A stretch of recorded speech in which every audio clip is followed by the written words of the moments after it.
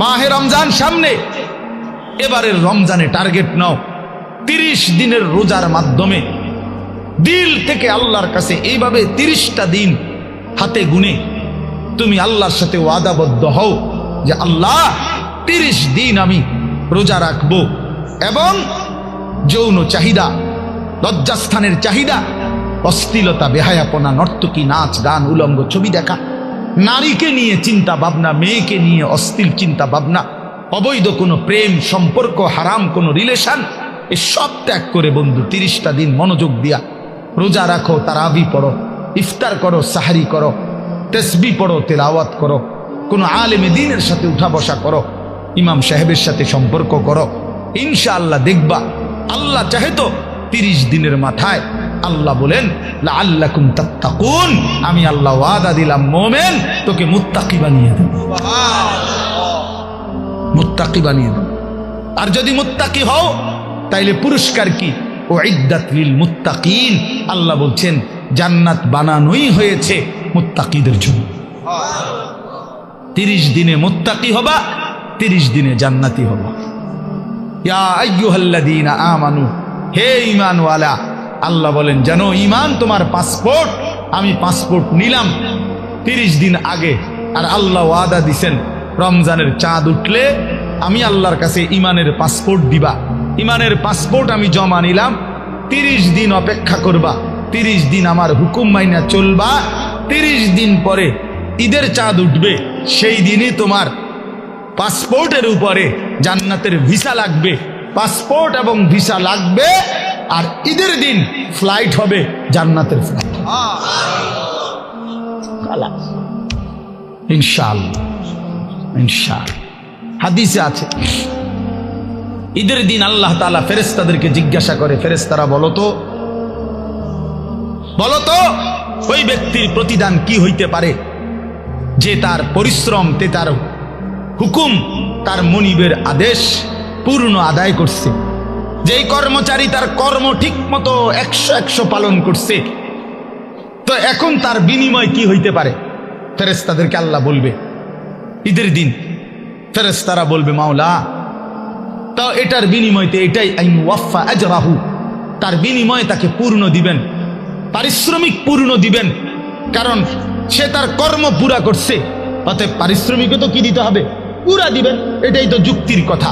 তো আল্লাহ তাআলা তখন বলবেন ফেরেশতারা তোমরা সাক্ষী থাকো, আমার ইজ্জতের কসম, আমার জালালের কসম, আমি আল্লাহর বড়ত্বের কসম, আমার শ্রেষ্ঠত্বের কসম, আমার এই বান্দাগুলো একটি মাস রমজানে আমার হুকুম পূর্ণ আদায় করছে, আমার আদেশের হক আদায় করছে, রমজানের হক আদায় করছে। আজকে আমি আল্লাহ ঈদের দিনে ঘোষণা দিলাম তোমাদের সামনে, কাদ গাফারতু লাকুম, আমি আল্লাহ আমার এই বান্দাদেরকে মাফ করে দিলাম। ফেরেশতারা তখন ডাক দিয়ে বলবে, তখন ফেরেশতারা নামাজি ঈদগাহের ইমানদার মুসলমানদেরকে বলবে যে ইন্নাল্লাহা কাদ গাফারা লাকুম, তোমাদের আল্লাহ তোমাদেরকে মাফ করে দিয়েছে, আমরা ফেরেশতারা নিজে শুনছি। ফারজিউ রাশিদিনা ইলা রিহালিকুম, অতএব তোমরা খুশি খুশি চিত্তে, সন্তুষ্ট চিত্তে, সফলভাবে তোমরা তোমাদের ঘরে ফিরে যাও। এই জন্য বন্ধু এটাই আমার মূল বক্তব্য। আল্লাহ তাআলা মাহে রমজান আমাদের সামনে, আর মাত্র 30-32 দিন, খুব সম্ভব 32 দিন হবে, এরকম কতদিন? 32 দিন।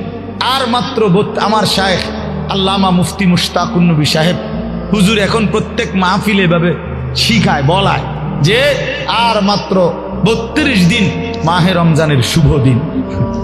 কয়দিন? আর মাত্র, বলেন না, মাহে রমজানের শুভ, আর মাত্র 32 দিন রহমত মাগফিরাতের শুভ দিন, আর মাত্র 32 দিন নাজাতের শুভ দিন, আর মাত্র 32 দিন ইফতার সাহারির শুভ দিন, আর মাত্র 32 দিন 20 রাকাত তারাবির শুভ দিন, আর মাত্র 32 দিন মুত্তাকি হওয়ার শুভ দিন, আর মাত্র 32 দিন জান্নাতি হওয়ার শুভ দিন, আর মাত্র 32 দিন লাইলাতুল কদরের মর্যাদা পাওয়ার শুভ দিন। কাউন্ট ডাউন করো, মানে গুনো, আর মাত্র 31 দিন, আর মাত্র 30 দিন, কাউন্ট ডাউন সংখ্যা গুনো, এটা উচিত উচিত। নবীনগরের মুরব্বী এখন আসছে, আল্লাহ এখন তো এই জন্য বললাম, আমরা অনুরোধ করছি প্রিয় বাপ, বয়স্ক বাবারা, আপনারা এবার আপনাদের তো আপনারা বলবেন যে হুজুর আমগুলো তো কিচ্ছুই করলেন না, কাল ফুলাইনই করলেন। আপনাদের জন্য কথা হলো এটা বাপ, আপনাদের জন্য প্রথম জিম্মাদারি।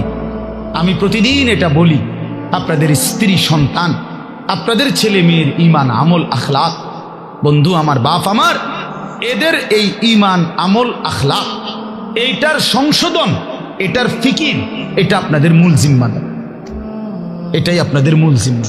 আপনারা দয়া করে ঘর যদি পুরা শেষ করতে নাও পারেন, কিচ্ছুই তো না, আপনারা যদি সোফা, খাট, পালং, পরিবারের সবটা চাহিদা, মনে করেন 4 রুমে 4টা খাট দরকার, আপনি হয়তো হায়াতে থাকতে 2টা খাট ব্যবস্থা করতে পারছেন, তেমন অসুবিধা হবে না, বাকি দুটোটা হেতে বানাইতে পারবেন। আপনি দেখেন বাবা, হেতে আরো সুন্দর বানাইতে পারে, যে মকবুল ভাই দায়িত্ব নিচ্ছে, উনি নিজে কইছে। এখন তো আমি যদি নিজের জন্য কিছুই উপলব্ধি না করি, শুধু মোবাইলটা নিয়ে ব্যস্ত থাকি, তো দিল জমে না, দিলে কথা জমে না।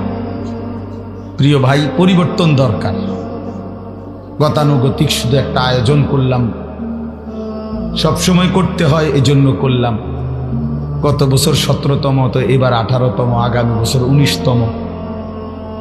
তো প্রতি বছর করতে হয় একটা মাহফিল, এই জন্য করা, এটা যেন না হয়, তাহলে লাভ হইল কি? এজন্য দয়া করে আজকের মাহফিলে আল্লামা মুফতি আমজাদ হোসেন সাহেব বয়ান করবেন। অনেক উঁচু মাপের একজন মুহাক্কিক আলেম, ব্যক্তিগতভাবে আমার ব্যক্তিগত মুফতি যিনি, মানে আমি ব্যক্তিগতভাবে যত মাসআলা আমার জীবনে দরকার হয়, আমার ব্যক্তিগত জীবন সব কিছু যার কাছে জিজ্ঞাসা করি, যার সিদ্ধান্তে মেনে নেই, উনি এই মুফতি আমজাদ সাহেব। আমি ওনার ফতুয়ার উপরে খুব আস্থা রাখি, অনেক তাহকিকওয়ালা আলেম। আর এরপরে যিনি প্রধান আলোচক, তিনি তো তিনি। এই জন্য আল্লামা মুফতি আরিফ বিন হাবিব, উনি যার দ্বিতীয় কফি খুঁজে পাওয়াটাই মুশকিল। তো ওনার প্রশংসা আর কি করা, আলহামদুলিল্লাহ। বাংলাদেশ না, হাজারো লাখো ওলামায়ে কেরামের হৃদয়ের মানুষ, পছন্দের মানুষ, আস্থাভাজন মানুষ, নীরবে অতিরিক্ত কোনো লাফালাফি ফালাফালি ছাড়া এক নীরব সাধক, যে আল্লাহর কথা বলে যাচ্ছে এবং কোরআন সুন্নাহর বিশুদ্ধ তথ্যটা, যেটা আমরা খুঁজে নিতে অনেক সময় লাগত, উনি এরকম সাগর মহাসাগর বলা যায় তলাশ তালাশ করে উম্মতের জন্য অনেক দামি দামি কথা বক্তব্য উপস্থাপন করে থাকেন। সেই প্রিয় ভাই মাওলানা মুফতি আরিফ বিন হাবিব, আলহামদুলিল্লাহ, উনি আজকে আসবেন। হাফেজ আনোয়ার ভাই রসুল্লাবাদী মাদ্রাসার যিনি জিম্মাদার, ওনার লাইন আছে আমি জানি, এজন্যই এনা আসবে। সে আসলে আমরাও উনি বললে ফিরাইতারি না, ভালো মানুষ। এই জন্য আল্লাহ তাআলা আমাদের সবাইকে আল্লাহর দ্বীনের জন্যই কবুল করে নেন। এজন্য আমরা সবাই মনোযোগী হই। সবগুলো বয়ান শেষ পর্যন্ত যদি তোমরা ছেলেরা দিল দিয়া শুনো, নিজের জিন্দিগির পরিবর্তন হবে, ভালো হবে। নিজের ভালো, নিজের কল্যাণ, এটা বুঝা, এটা অনেক বড় নিয়ামত। আত্ম উপলব্ধি, আত্মসম্মান, আত্মমর্যাদা, এটা অনেক বড় নিয়ামত। যে আমি চিনলাম আসলে আমি কে, কে আমাকে বানাইলেন, কোত্থেকে আসলাম, কেন আসলাম। যিনি আমাকে বানাইলেন সেই মহান মালিক আমার, তিনি কি জন্য বানাইলেন, আমি যা করছি এটাই কি তিনি চাচ্ছেন কিনা, আর তিনি যা চাচ্ছেন আমি তা করছি কিনা। প্রতিনিয়ত যে মানুষগুলো কবরে যায়, মৃত্যুবরণ করে, কেউ নিজের ইচ্ছায় মরে না, মরতে চায়ও না, কিন্তু এক অদৃশ্য মালিক তাদেরকে নিয়ে যাচ্ছেন।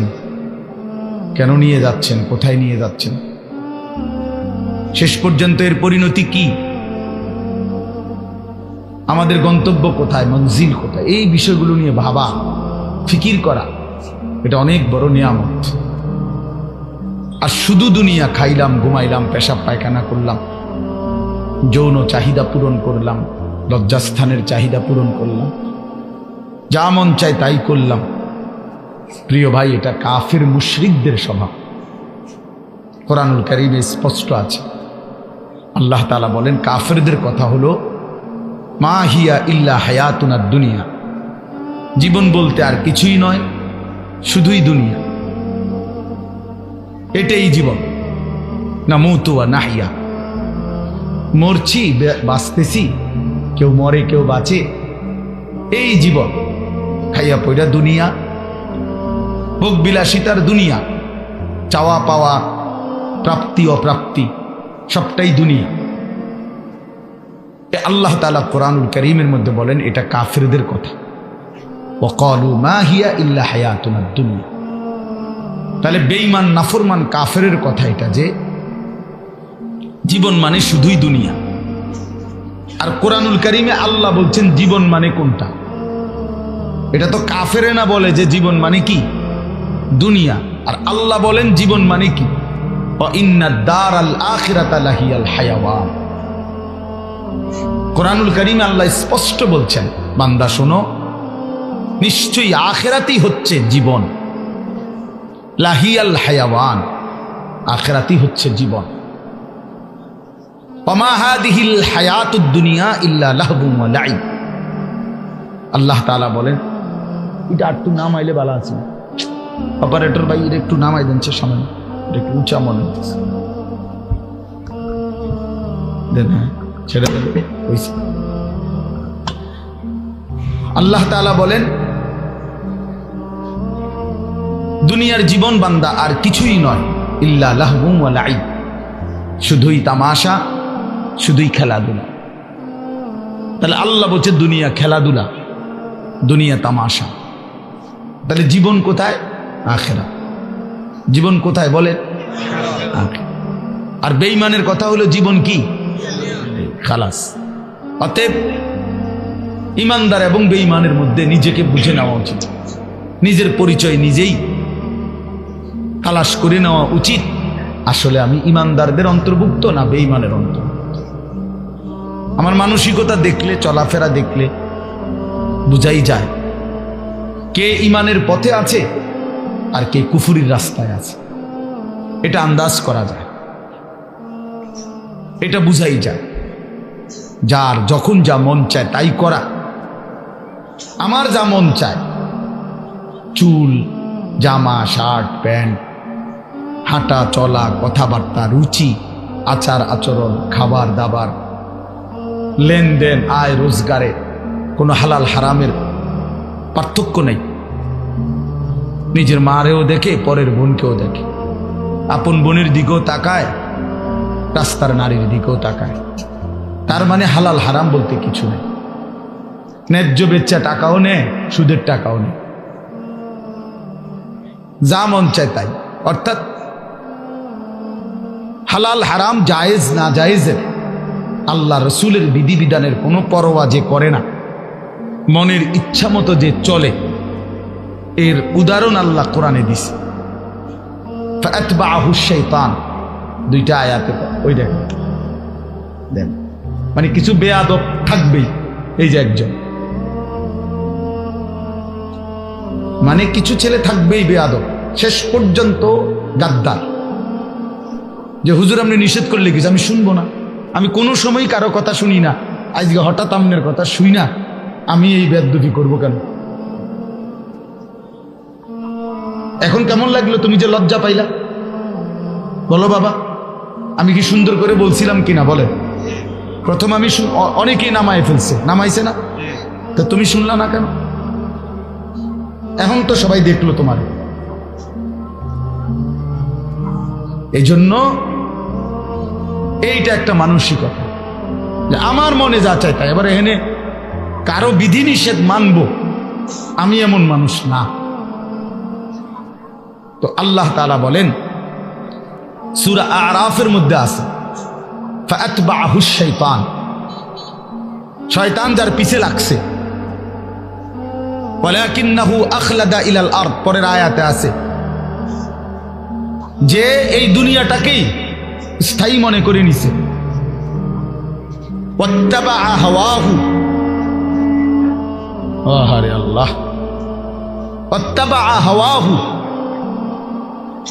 এবং যে মনের ইচ্ছা মতো মনের চাহিদা অনুসরণ করে, তার মনে যা চায় তাই। তিনটা জিনিস, শয়তান যার পিছে লাগছে, দুনিয়াটাকেই যে স্থায়ী মনে করে নিছে, মনের ইচ্ছা মতো যে চলছে। প্রিয় বাপ, সবাইকে বলি, আমাকেও বলি, আপনাদেরকেও বলি, আল্লাহর কসম কোরআনে বলছি, এখানে সব আলেম হাফেজ আছে, আর হাফেজ গো এনে বসাই, হাফেজ গড়ার কারিগর। তো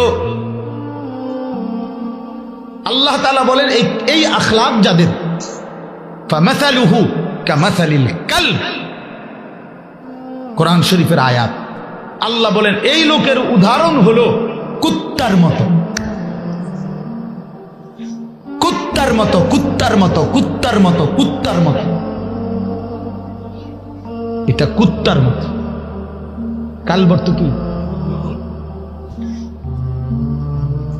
ফামাসালুহু কামাসালিল কালব।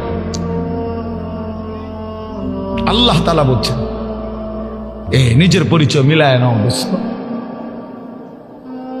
নিজের জিন্দেগি মিলায় নাও। সারাদিনে এক ওয়াক্ত নামাজ পড়তে মন চায় নাই, আর নিজের মনে যা চাইছে তাই করলা, খালাস। নিজের পরিচয় হিসাব করে নিলে ভালো। আল্লাহ তাআলা পরিচয় দিছে ফামাসালুহু কামাসালিল কালব, তার উদাহরণ কুত্তার মতো। ইন তাহমিল আলাইহি ইয়ালহাস আও তাতরুকহু ইয়ালহাস। আল্লাহ বলেন কুত্তার স্বভাব, দৌড়ানি দিল জিব্বা লম্বা করে হাঁফায়, ছাইরা দিল জিব্বা লম্বা করে হাঁফায়। কুত্তা দাঁড়াইয়া থাকলো জিব্বা লম্বা করে, শ্বাস নেয় এরকম করে, আর দৌড়ানি দিল জিব্বা লম্বা করে শ্বাস। অর্থ হইল পাইলেও জিব্বা লম্বা করে, না পাইলেও জিব্বা লম্বা, জিব্বা লম্বা। এই জন্য দোস্ত, আল্লাহ তাআলা স্পষ্ট পরিচয়। এরপরে যদি কারো লজ্জা না হয় তো তারে আর কি করব? এরপরে যদি কারো বিবেক না থাকে যে আরে যা বেটা, আমার কুত্তা কক, শুয়োর কক, আমার বেডি আমি সামু, আমি মোবাইলে সামু চাই, আবার কি তাক মানুষ কক না গরু নাহলে ছাগল, আমি নারী দেখবই, আমি ছবি দেখবই, আমি অশ্লীল দৃশ্য দেখবই, আমি সেজদা দেব না। আরো যদি আমারে যদি কুত্তার তুনু নিচে নামায় দেও, আমি নিলাম না, আমার গায়ে লাগাইলাম না, আমি আমার মতো চলবই, তো ঠিক আছে ভাইয়া, ঠিক আছে। লাস্তা আলাইহিম বিমুসাইতির।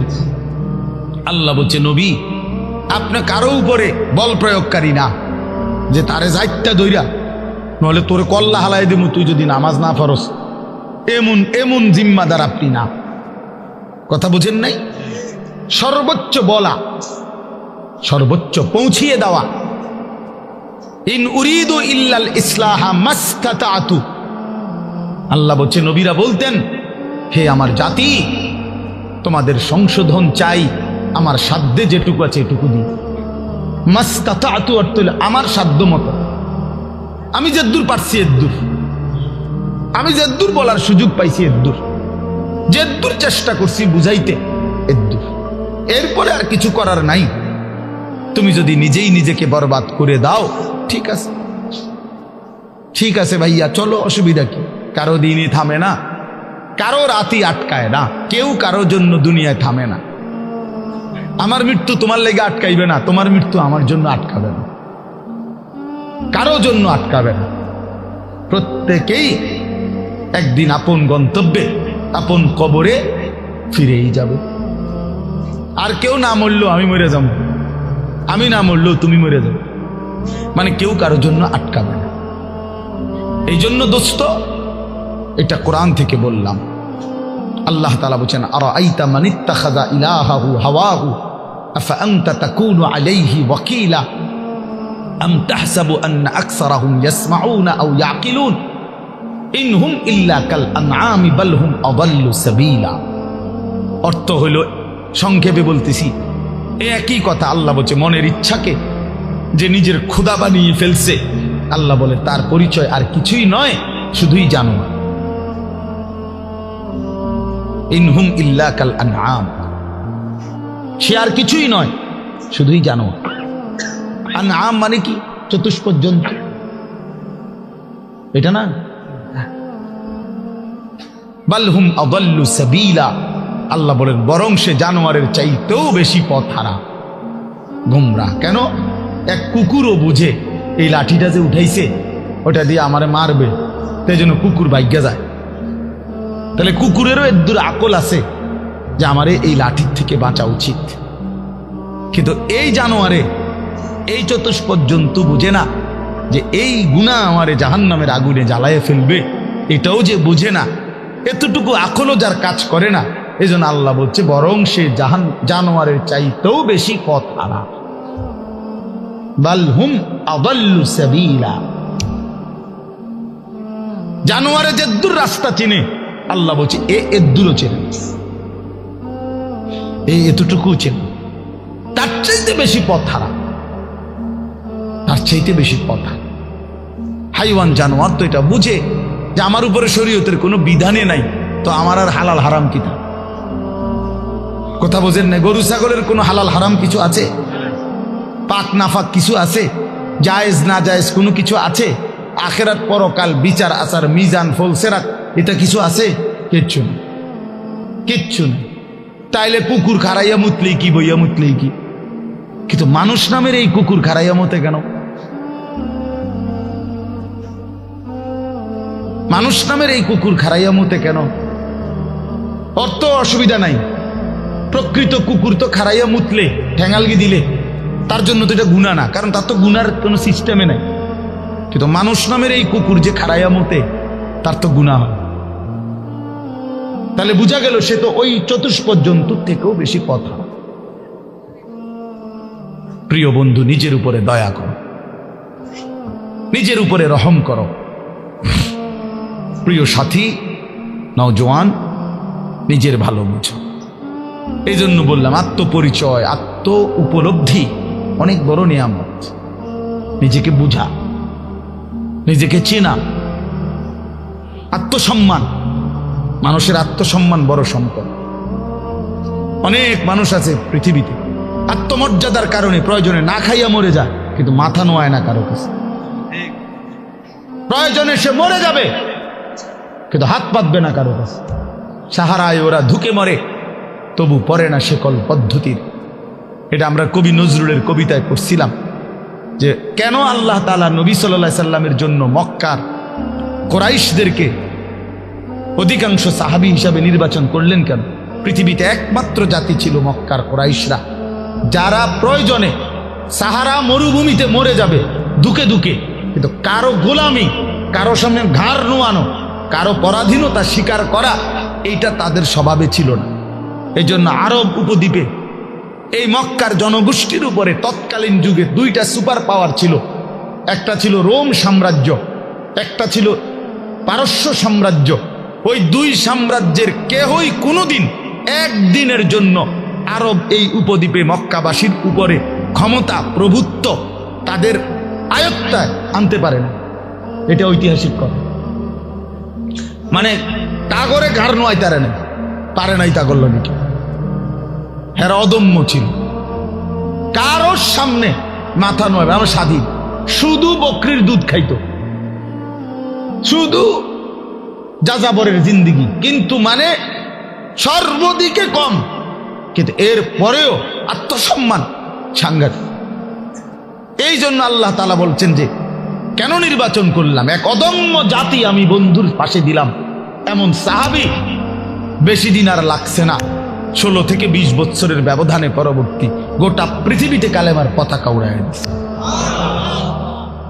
সারা পৃথিবী, আফ্রিকা পর্যন্ত সারা পৃথিবীতে পতাকা উড়ায় দিচ্ছে। জেন দিয়ে গেছে সাফ, কারণ ওই যে চেতনাটা সাংঘাতিক ছিল, আত্মসম্মান সাংঘাতিক, আত্মমর্যাদা। আটলান্টিক মহাসাগরের পারে দাঁড়িয়ে নবীর সাহাবী উকবা ইবনে নাফে বলছে যে, হে এলাকাবাসী, তোমরা বলো এই সাগরের ওই পারে আর মানুষ আছে না? তখন জনবাসী, এলাকাবাসী বলছে, ওই সাগর তো অথই সাগর, আমাদের পূর্বপুরুষ থেকে কারো জানা মতে এই সাগরের ওই পারে মাটিও নাই, মানুষ তো ভরের খবর, এ তো অথই সাগর, এর কোনো কুল কিনারা নাই।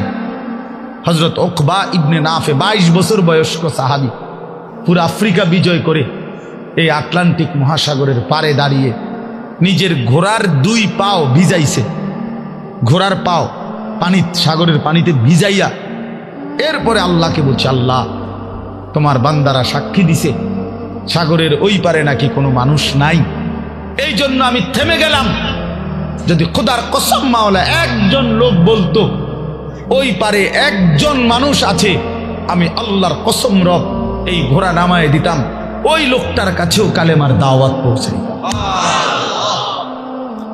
একজনের জন্য আমি সাগর পাড়ি দিতে রাজি আছি, কিন্তু কেউ তো বলে না আর কোনো লোক নাই, এজন্য থেমে গেলাম। এই ছিল জিন্দিগি বন্ধু। এজন্য বললাম, প্রিয় ভাই আমার, সবাই সবাই যার যাদের, তোমার নিয়া আমার নিয়া ইয়াহুদি নাসায় বান্দরের খেলা খেলায়। আহা, 1 বছরের মধ্যে তোমার চুল কতবার বদলাইলো, 1 বছরের ভিতরে তোমার প্যান্ট কতবার বদলাইলো, 1 বছরের ভিতরে তোমার জামা গেঞ্জি কতবার বদলাইলো, 1 বছরের ভিতরে তোমার কথা বলার চলাফেরার ডিজাইন কতবার বদলাইলো। তাইলে তোমার নিয়া বেঈমানে বান্দর খেলা খেলা, বেঈমানে ডুগডুগি বাজায়, আর তুমি নাচো। চি চি চি চি চি। কথা তো ছিল এই, আমাদের বাংলাদেশের একজন বক্তা আছেন, বড় দিল দরদি বক্তা, হযরত মাওলানা মুফতি নজরুল ইসলাম কাসিমি দামাত বারাকাতুহুমুল আলিয়া। উনি বলছেন যে আমি জীবনের এই 35-40 বছরে ইউরোপের শত শত দেশে প্রতিনিয়ত ভ্রমণ করছি। যে ইউরোপ আমেরিকার এক স্টেটে নাস্তা খাইছি, আরেক স্টেটে দুপুরের খাবার খাইছি, এইভাবে অনবরত সফর করছি, কিন্তু কোনোদিন জীবনের এই লম্বা সময়ে গোটা ইউরোপে আমার এই পাঞ্জাবি টুপি লেবাস একদিনের জন্য বদলাই নাই। আর এই গোটা ইউরোপের কোনো এয়ারপোর্টে কোনোদিন আমার 1 ঘন্টার জন্য 10 মিনিটের জন্য আটকায়ও না। আমার পাসপোর্ট, আমার লেবাস বরাবর, আমার পাসপোর্টে লেখা আমার ধর্ম ইসলাম, আমার পোশাকও বলে আমি মুসলমান, খালাস, আমারে আটকায় নাই। এই জন্য দোস্ত আমার, বন্ধু আমার, আত্মমর্যাদা, আত্মসম্মান অনেক বড় সম্পদ। আজকে তোমরা ছেলেরা, বাবারা অনেক সুন্দর, তোমরা নওজোয়ান, এই 10 মিনিটের ভিতরে 5 মিনিটের ভিতরে ছুইটা আইসা মাশাআল্লাহ কোরআনের মহব্বতে, আল্লাহর দ্বীনের ভালোবাসায় ছুটে আসছো। শুনতেই তোমরা মাঠ ভরে এখন দৌড়াইয়া আইসা বসছো, এটা ভালো দিক, এটা প্রশংসনীয় দিক, এটা বুঝাই গেল।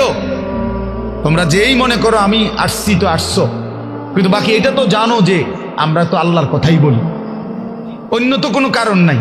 এখানে কোনো ত্রাণও নাই, রিলিফও নাই, এখানে অন্য কোনো টাকা পয়সা বিলি নাই, বন্টন নাই, শুধুই আল্লাহর কোরআনের কথা বলা হবে, এটাই মাকসাদ। তো এইটাই শুনতে আসছো, মহব্বত করেই ছুটে আসছো, ভালোবাসা নিয়েই বসছো। আমি তোমাদেরকে জন্য অনুরোধ করি, প্রিয় ভাই, আরেকটু আল্লাহর জন্য আগাও, দ্বীনের জন্য আরেকটু আগাও, ইসলামের জন্য আরেকটু আগাও। তোমার কলিজায় যেহেতু বুঝেই আসছে ইসলাম সত্য, কোরআন সত্য, আল্লাহ সত্য, রাসূল সত্য, আমি মুসলমান, এটা যেহেতু গৌরব তোমার, এটাই যেহেতু ইজ্জত। প্রিয় বন্ধু, তুমি যদি আল্লাহর কথা মানার ক্ষেত্রে, দ্বীন মানার ক্ষেত্রে, নামাজ পড়ার ক্ষেত্রে, আল্লাহকে রাজি খুশি করার ক্ষেত্রে আরেকটু যদি হিম্মত করে আগে বাড়তে পারো, খোদার কসম ইনশাআল্লাহ আগামীর ইসলামের পতাকা তোমাদের হাতেই উড়বে ইনশাআল্লাহ। ইসলাম উড়বে, ইসলামের পতাকা উড়বে। কাফের বেঈমান সব জায়গায় হেরে যাচ্ছে, জালেম সব জায়গায় হেরে যাচ্ছে। 7ই অক্টোবর 2023, 7ই অক্টোবর 2024, কত হলো? 1 বছর। নভেম্বর, ডিসেম্বর, জানুয়ারি, আরো 3 মাস, কত হলো? 15 মাস। প্রায় 15 মাসে এই ইসরায়েলের ইহুদি কুত্তারা গাজা, একটি এলাকায়, ফিলিস্তিনের একটি অঞ্চলে গাজা, এখানে 47,000, তাদের হিসাবে, সরকারি হিসাবে 47,000 ইমানদার মুসলমানকে শহীদ করছে এই গত 15 মাসের অব্যাহত আক্রমণে। 47,000, বাস্তবে আরো অনেক বেশি। আমরা ধরলাম তাদের রিপোর্ট যেটা, এটাই 47,000 ইমানদারের রক্তে ঝরিয়েছে। তাদের জাতিসংঘের রিপোর্ট হলো যে গাজার সমস্ত বাড়ি ভবন যেভাবে ধ্বংস করছে, বিধ্বস্ত করছে, ধারাবাহিক যদি কাজ করে, এগুলো আবার গড়তে চেষ্টা করে, তাহলে আগামী 30 বছরেও 20 বছরেও এগুলো কইরা শেষ করতে পারবে না। এইভাবে মাটির সাথে মিশায়া দিছে সমস্ত ভারী বসত ভিটা। লাখ লাখ মুসলমানের সন্তান রাস্তার পথের ফকির হয়ে গেছে। এতিম বাচ্চার মা নাই, বাবা নাই, স্ত্রীর স্বামী নাই, স্বামীর সন্তান নাই, পুরুষের। এইভাবে বিধ্বস্ত করছে 15 মাসের মধ্যে। বন্ধু, পৃথিবীর সমস্ত সুপার পাওয়ার, গোটা ইউরোপ এই ইসরায়েলের কুত্তাদেরকে অস্ত্র দিছে এবং সমর্থন দিছে। আমেরিকার কুত্তারা বারবার সবচেয়ে বেশি ডোনেশন করছে এই ইসরায়েলকে। এই ট্রাম্প, এই নতুন বেঈমান, এই বেঈমানও বলছে গাজাকে সমান করে দিবে ইসরায়েলের পক্ষ হইয়া। কিন্তু আল্লাহ পাক যেহেতু আছেন, 15 মাস পরেও এত রক্ত ঝরিয়ে, এত অত্যাধুনিক পৃথিবীর সমস্ত মারণাস্ত্র ব্যবহার করে এভাবে বাড়ি ধসে দিয়ে ইমানদারকে ঘর থেকে বঞ্চিত করার পরেও বেঈমানরা আল্লাহ কাছে নাকে খত দিয়া, যুদ্ধ বিরতি দিয়া ইসরায়েলের কুত্তারা যুদ্ধ থামাইতে বাধ্য হয়েছে। এই মুহূর্তে বন্ধ যুদ্ধ, আলহামদুলিল্লাহ। এজন্য কুত্তা জিতে নাই, ইমানদার জিতে গেছে। মুমিন হারে না, ইমানদার হারে না। রক্ত ঝরলেও ইমানদার হারে না। ছেলেরা মনে রাখো বাবা, সারা পৃথিবী তোমাদের কাছে আমি অনুরোধ করলাম, সারা পৃথিবী দেখো, সিরিয়ার জালেম 54 বছর একটানা এই সিরিয়ায় বাপ পুতে জুলুম করছে। 54 বছরের স্বৈর শাসক, ফ্যাসিস্ট, 54 বছর একটানা তারা দুইজনে বাপ পুতে জুলুম করছে। 5 লক্ষ, সরকারি হিসাবে 5 লাখ ইমানদার মুসলমানকে শহীদ করছে ইয়াতে, সিরিয়াতে। কমপক্ষে 30 লক্ষের চাইতে বেশি মুসলমান উদ্বাস্তু, যারা ঘর হারা হয়ে গেছে। হাজার হাজার নারী ধর্ষিতা, লাঞ্ছিতা হয়ে জেলখানার অন্ধকার, কারাগারের অন্ধকার প্রকোষ্ঠে জীবনের 18 বছর। একটা বাচ্চা তো সে জন্মের পর থেকে মায়ের কোলে বড় হইয়া কারাগারেই বড় হইছে। এরকম শত শত মেয়ে যাদের বয়স হয়ে গেছে 18, 16 জেলখানাতেই। এই সিরিয়ার এই কুত্তা বাশার আল আসাদ, এই জালেমের আমলে। কিন্তু এরপরও এত রক্ত, 5 লক্ষের চাইতে বেশি মুসলমানের রক্ত ঝরিয়েও জালেম টিকে নাই। 8ই ডিসেম্বর 2024 পলাইতে বাধ্য হয়েছে, পলাইয়া গেছে। সিরিয়া এখন ইমানদারদের হাতে, মুসলিম মুজাহিদদের হাতে। হ্যাঁ, বাংলাদেশের 16 বছরের জালেম 16 বছর প্রতি ইঞ্চি জমিন, প্রতিটা সেক্টর, প্রতিটা বিভাগকে এমন নিখুঁত ছক দিয়ে আঁকছে, নিজের মতো করে নিছে যে একটা সুতা বাংলাদেশে পড়বে না এই জালেমের কারণে। সেই বুবুও 5ই আগস্ট পলাইছে, বুবু পলাইছে। আমার জিও কয় বুবু পলাইছে, ছোট্ট গাছ। আমি আব্বু কেমনে পলাইছে? গাড়ি উঠি লইয়া পলাইছে, গাড়ি উঠি লইয়া পলাইছে। গাড়ি গুট্টি কইতারে না, গাড়ি উঠি লইয়া পলাইছে। হ্যাঁ, মজলুমের বিজয় হয়েছে, জালেমের পতন হয়েছে। তাইলে বন্ধু, পৃথিবীতে মুসলমানদের নির্যাতনের, মজলুমের কাহিনী ফিলিস্তিনের চাইতে মারাত্মক কোথাও নাই। সেখানেও ইনশাআল্লাহ আবার হবে, ইসরায়েল আবার আক্রমণ করবে। কিন্তু এর পরমাণু এই আক্রমণ করতে করতে আজকে 15 মাসে তাদের ভিতরটা জুরজুরা হয়ে গেছে, কিচ্ছু নাই, কিচ্ছু নাই। শেষ পর্যন্ত আল্লাহ তাআলা কোরআনে যেহেতু ওয়াদা দিছে, ইয়াহুদিরা হচ্ছে অভিশপ্ত জাতি। ইয়াহুদিরা কোনো সময় পৃথিবীতে স্থির হইতে পারে নাই। ইয়াহুদি একমাত্র অভিশপ্ত জাতি, যে জাতি কখনো কোথাও সেটেল হইতে পারে নাই। এরা যাযাবর, এরা জীবনভর এগরে তাড়াইছে। সব সময় এই ইসরায়েল থেকেও এই বেঈমানরা, এই ইয়াহুদি কুত্তারা পরাজিত হয়ে একদিন এখান থেকে সরে যেতে বাধ্য হবে ইনশাআল্লাহ। এজন্য মনে রাখো বন্ধু, সবসময় জিন্দিগি একরকম যায় না। আজীবন মুসলমান নির্যাতিত হবে, আজীবন ইমানদার জুলুমের শিকার হবে, আজীবন কোরআনওয়ালা সেজদাওয়ালা অপমানিত হবে। আর সুদখোর, ঘুষখোর, বাটপার, সিটার, জালেম, নাফরমান আর এই তাফালিং করেন না তোমরা আজীবন মাতবরি করবা। আর আলেম ওলামা, ইমানদার মুসলমান, তালেব ইলম, কোরআন পড়নেওয়ালা, এরা আজীবন মাথা নোয়া রাখবে। না না, আসমানওয়ালা আছে মিয়া, মনে রাখো,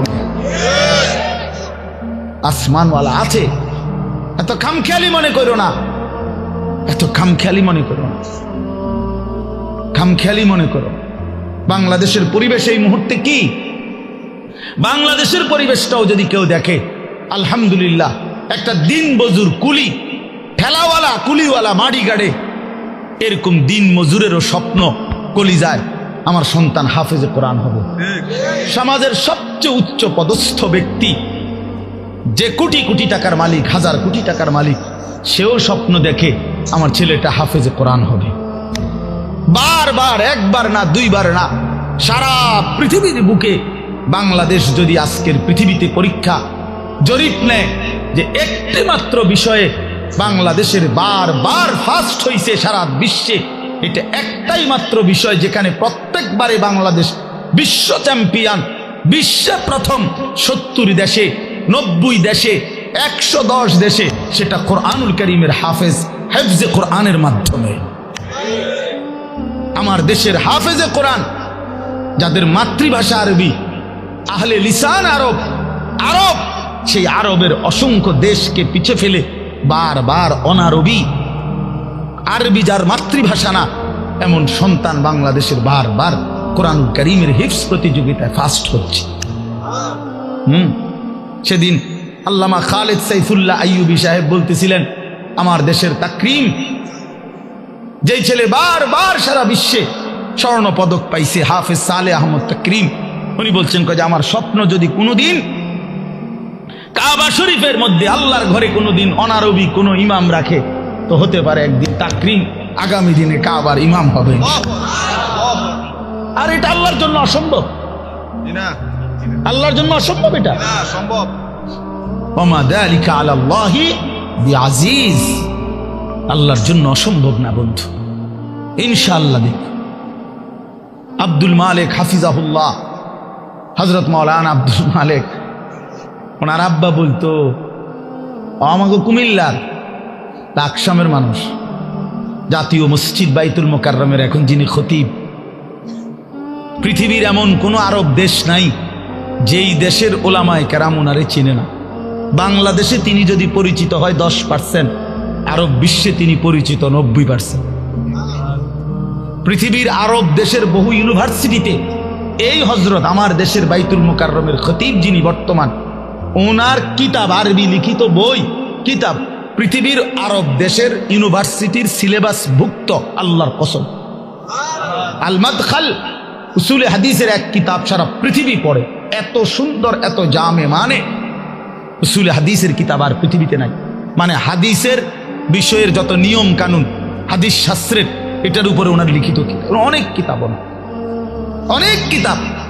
আমি বলতেছিলাম, ওনার আব্বা হযরত মাওলানা শামসুল হক রাহমাতুল্লাহি আলাইহি, ওনার বাবা আজীবন যেই মাদ্রাসায় মুহতামিম ছিলেন, আমি ওই মাদ্রাসায় মাহফিল করছি, বয়ান করছি, তো ওইখানে গিয়ে শুনছি ওই বাবা একটা ঘরও দেখছি ওনার, পুরান একটা টিনের ঘর। তো ওনার আব্বা বলতেন সব সময়, আব্দুল মালিক তোরে লইয়া আমার বেশি চিন্তা, তারে দিয়ে কি হইব, তারে দিয়ে কি হইব, মানে তে কেমনে চলবো ভবিষ্যতে। ওনার আব্বাই বলে বেশি কি করছে, চিন্তা করছে। আব্দুল মালিক এখন জাতীয় মসজিদের খতিব। এই জন্য দোস্ত বন্ধু, ইনশাআল্লাহ ইসলামের বিজয় হবে, আগামীর সময় কালেমার বিজয় হবে।